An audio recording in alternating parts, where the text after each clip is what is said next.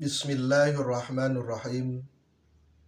Assalamualaikum warahmatullahi wabarakatuh.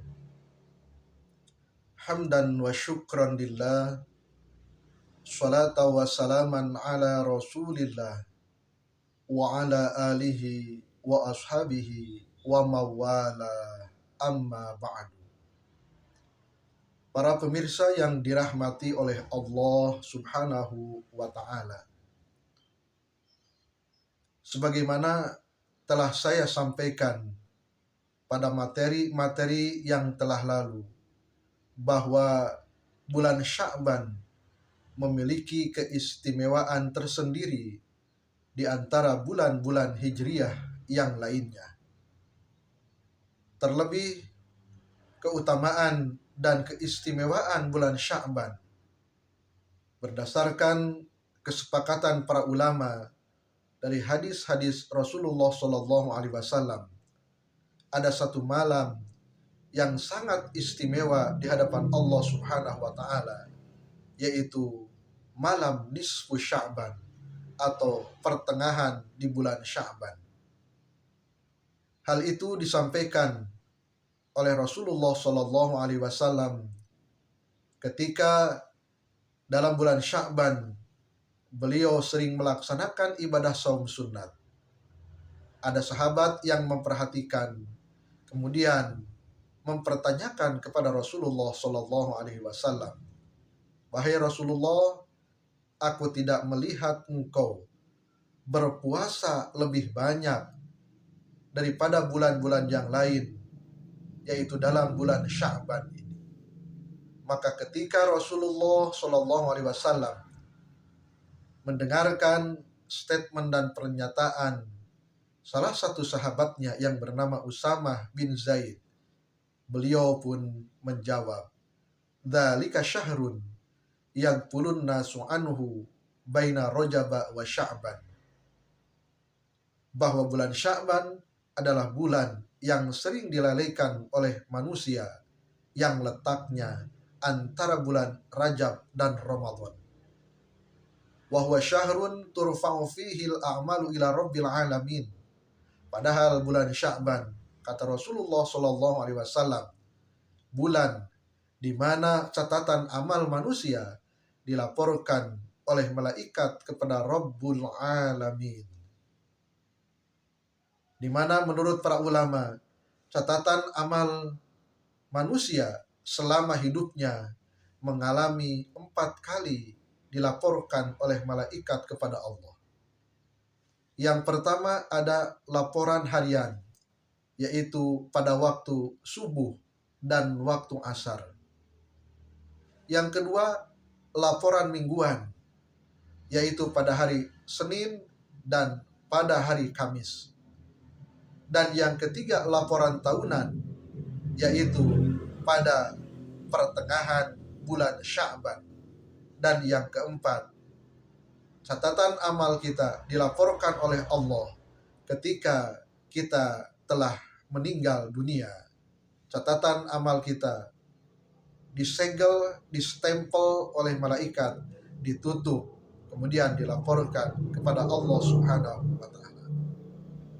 Dilanjutkan hadis yang diriwayatkan oleh Imam Nasa'i tersebut, Rasulullah SAW menyatakan, "Wa ana uhibbu ayyurfa'a amali wa ana sha'im." Dan aku menginginkan, mengharapkan ketika catatan amal diriku dilaporkan oleh malaikat kepada Allah, aku dalam keadaan sedang berpuasa. Hadis yang lain yang diriwayatkan oleh Imam Ibnu Hibban lebih mempertegas lagi tentang keutamaan malam nisfu Sya'ban atau pertengahan bulan Sya'ban. Dalam hadis tersebut Rasulullah SAW menyampaikan, "Innallaha la yattali'u fi lailatin nisfi min Sya'ban fayaghfiru li jami'i khalqihi illa li musyrikin aw musyahidin."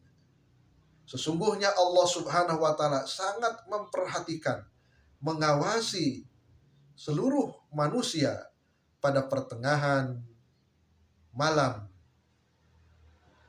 bulan Sya'ban. Fayaghfiru li jami'i khalqihi, kemudian Allah memberikan ampunan kepada seluruh makhluknya kecuali dua orang, yaitu orang musyrik dan orang yang sedang bermusuhan. Para pemirsa yang dirahmati oleh Allah Subhanahu wa taala, sehingga dengan keutamaan dan keistimewaan malam nisfu Sya'ban ini, para ulama menganjurkan agar kita umat Islam memanfaatkan dengan maksimal, semaksimal mungkin untuk meraih ampunan Allah, untuk meraih rahmat Allah melalui amalan-amalan ibadah terbaik kita. Amalan apa yang dilaksanakan pada malam nisfu Sya'ban? Dalam hal ini tidak ada ketentuan yang pasti tentang amalan apa yang harus dilaksanakan. Walaupun para ulama diantaranya mengatakan ketika datang pertengahan bulan Sya'ban, maka diawali dengan melaksanakan sholat maghrib berjamaah. Manfaatkan pada waktu itu kita berusaha untuk melaksanakan sholat maghrib secara berjamaah. Kemudian membaca wirid atau zikir ba'da sholat, melaksanakan sholat sunat ba'da maghrib. Dan setelahnya ada sebagian masyarakat Muslim yang membaca surah Yasin sebanyak 3 kali.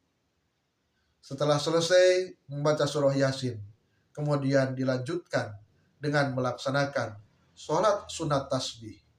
Ada juga yang melaksanakan sholat sunat 100 rakaat. Dan ada juga yang melaksanakan amalan-amalan yang lain. Intinya, pada malam nisfu Sya'ban tersebut, kita berlomba-lomba memanfaatkan waktu, momentum yang terbaik, di mana pada waktu itu Allah menggelontorkan ampunannya kepada seluruh makhluk. Tentunya kita sangat berharap menjadi bagian dari hamba Allah yang diberikan ampunan oleh Allah Subhanahu wa ta'ala. Karena orang yang diberikan ampunan Allah, dialah orang yang mendapatkan keberuntungan dunia dan akhirat. Untuk itu, para pemirsa yang dirahmati oleh Allah Subhanahu wa ta'ala, marilah kita manfaatkan momentum tersebut dengan melaksanakan berbagai amal ibadah, tentunya dengan niat mengharapkan keridhaan Allah Subhanahu wa ta'ala. Semoga bermanfaat. Wassalamualaikum warahmatullahi wabarakatuh.